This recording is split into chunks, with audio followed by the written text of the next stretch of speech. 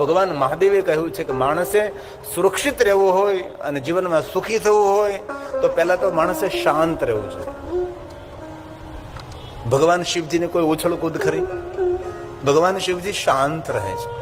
શાંતાકારમ શિખર શયનમ નીલકંઠમ સુરેશમ. શિવજી શાંત રહે છે. તેથી ભગવાન શિવજીએ કહ્યું સુખી થવું હોય તો શાંત રહેવું, ઉછળ કૂદ નહીં, ઉપદ્રવ નહીં હોય. અને શાંત રહેવું એ માણસનો શ્રેષ્ઠ સદગુણ છે. અને દરેક સદગુણોનું દ્વાર કોઈ હોય તો શાંત રહેવું. દુનિયાના દરેક સદગુણોને જો આપણા જીવનમાં ગ્રહણ કરવા હોય તો માણસે શાંત રહેવું છે. અને બીજી વાત શિવજીએ સ્વયં કહી કે વધારે માણસે મૌન રહેવું જોઈએ. આ પહેલા દિવસનું લેસન છે, મારું નહીં, શંકર ભગવાનનું. શિવજી વધારે મૌન રહે છે. મૌન શા માટે ભાઈ? મૌન રહેવાથી રોગ પ્રતિકારક શક્તિ વધે.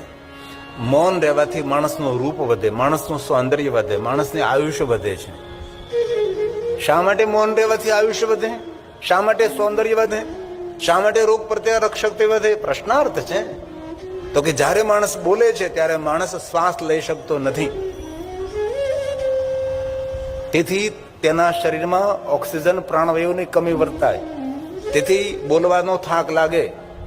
જે માઇકમાં બોલતું તેને પૂછ્યું જો બોલવાનો કેટલો થાક લાગે.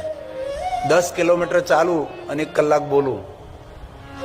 તેથી જે માણસ બડબડ કરતો રહે એ માણસનું રૂપ જતું રહે. જે માણસ બહુ બડબડ કરતો રહે તે જલ્દી ગરડો થઈ જાય છે. કારણ કે જ્યારે તમે બોલો છો ત્યારે તમે શ્વાસ લઈ શકતા નથી. શ્વાસ લેવા માટે વધારે વચ્ચે ઊભું રહેવું પડે છે.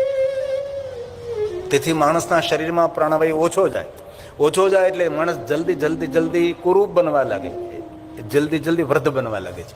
એટલે બીજી વાત મૌન રહેવું. આ પહેલા દિવસનું લેસન છે. આ મારું નથી, મહાદેવનું છે. શંકર ભગવાન શાંત રહે છે, શંકર ભગવાન મૌન રહે છે. અને ત્રીજું, હંમેશા માણસે મધુર બોલવું.